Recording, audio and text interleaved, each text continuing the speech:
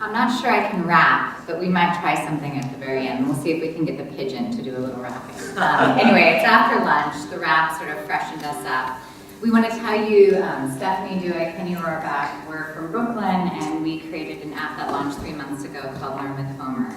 We've talked a lot about the joy of learning, and I think there's been a lot of really interesting discussion about it. It's really what led us to create Homer. I was the senior advisor of the Common Core literacy standards for the country, and one of the things I realized was what we call the death by 1,000 paper cuts of early learning, and learning to read is one of the single most important things a child needs to do. So we created a fully sequential end-to-end so that we assume a child has no reading ability at all. We assume they come into this with no experience, and we want to invite them very slowly into this idea of reading so that there's no pressure, no stress, no black and white workbooks, no word walls. And Kenny's learning how to read as well, which is fantastic. So we very sequentially introduce them to all of what are called the phonemes in the English language. And and so on. Exactly, and it's very game-based, so there are about 10 lessons per level, 22 levels in the entire pre-K to kindergarten. And we focus on things, so they're learning, but they don't really know they're learning, and so that's the beautiful part of this, which is for children who are possibly reluctant or nervous learners, they're learning how to read, they're isolating the sounds, the beginning, the middle, the ending sounds, and they're playing games along the way.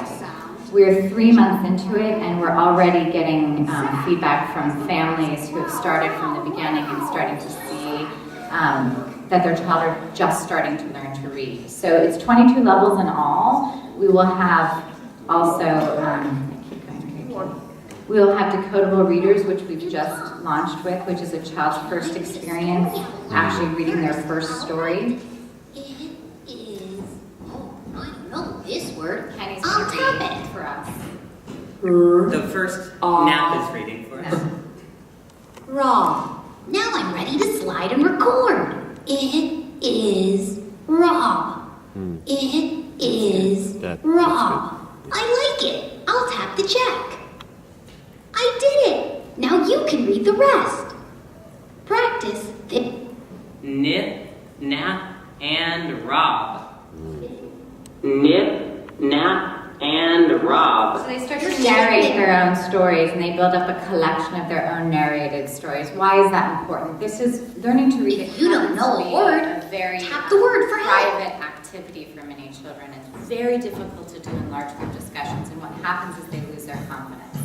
So our entire objective is to hold their hand through this process early on, so that they never for one moment feel like when they enter a situation when they're asked to read that they don't have the toolkit to be able to decode, to encode, to blend their words together and become a fluent reader.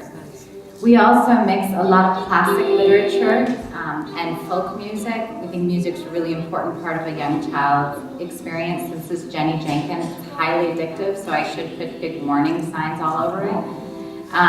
We've had so many families say we now all sing Jenny Jenkins at dinner time. So Discover the World is for us, I don't know if you know E.D. Hirsch, but he's done, I think he's done a lot of work for the education sector on what it means to build general knowledge and how children absorb information, how they create a vocabulary base, and how important it is for little kids to hear and immerse themselves in language before they can read. So our Discover the World is a set of interactive games where we immerse them in what are called big ideas. So it's the idea of what is the interaction between a human and an animal. Everything is written with the very scaffolded, big, essential questions behind it. What we are finding from our first 3 months, and it's early still, but we're finding that children are taking what they've learned into their play. So we've now, in our surveys, we're now hearing back from families that they'll walk by their child's room and they'll hear their son lining up their stuffed toys saying, you're a mammal, you're a reptile, you're the predator, you're the prey. So for us, that's one of the, let's just actually have a couple seconds left. That's one of the most important. Tap the green button to record. What was the most important thing you learned about endangered animals? Okay, let's go to the clubhouse. So we have over 1,000 prompts for children to extend their learning. So they're little recordings, little drawings. This is actually my own daughter's. I apologize. They end up using this. They have recordings and prompts over 1,000. They collect them on board, and it can be shared with family and friends. So there's a social element to it.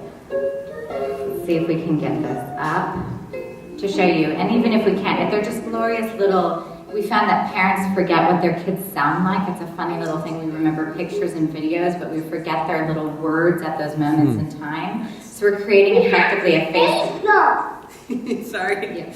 We have to save them. And there is danger. So we're creating a Facebook timeline, if you will, of their thoughts, their continuous thoughts over time and how they're making sense of the world. And that's saved for families and friends, and they're invited in to share that. So this is our first couple of months. It's been an incredible ride, and we're happy to share it with you.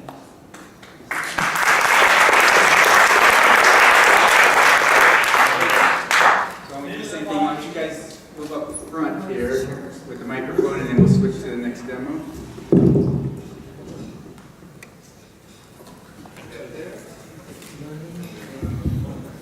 Now come up here. Does anybody have any thoughts or I have questions.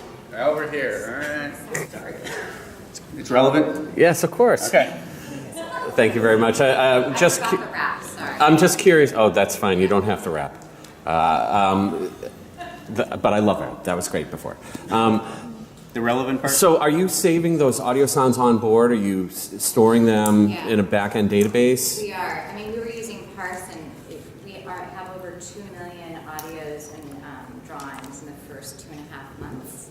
So we're seeing a child creating something about once every 2 to 3 seconds around the world. So it's blowing up our database to be perfectly honest. So is there- Buy a lot more stories. Is there some kind of parent sign-in to allow They that? can start to see the timeline of all of the recordings. And we're starting to ask similar questions over time so that they can see how their response changes. Thank you. Any other comments? Just wondering about COPA. I mean, how do you get around that data storage?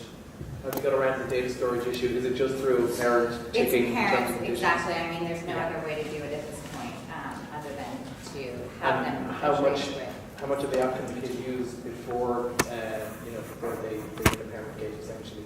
So because we collect the information from the very beginning, we have a gate early. It has not, in the very first month we released, we saw a deterrence, but since we changed the language, we have seen people moving right through. And we make it fast, we don't want. And the key is we're not sharing. COPPA is a little more relaxed if you are not sharing the information with anyone. So there is. It is. I went to a conference. You still have to get the parents to agree to the terms of use and all of that, but it's actually to the point of if you're actually sharing it with anyone, you just can't. Not that we would want to share it. We really want this to be a tool for parents to be able to see their kids' stuff and really remember what their children are creating. And lasers? You like lasers? Yeah. All right, so when we get lasers, you want to frame it or you want just test or magic? Straight up test or magic. You got a leaning this time. Definitely trending stronger. I'm seeing very strong 8. 8.57. Ooh, yeah, I would agree. Great, thank you.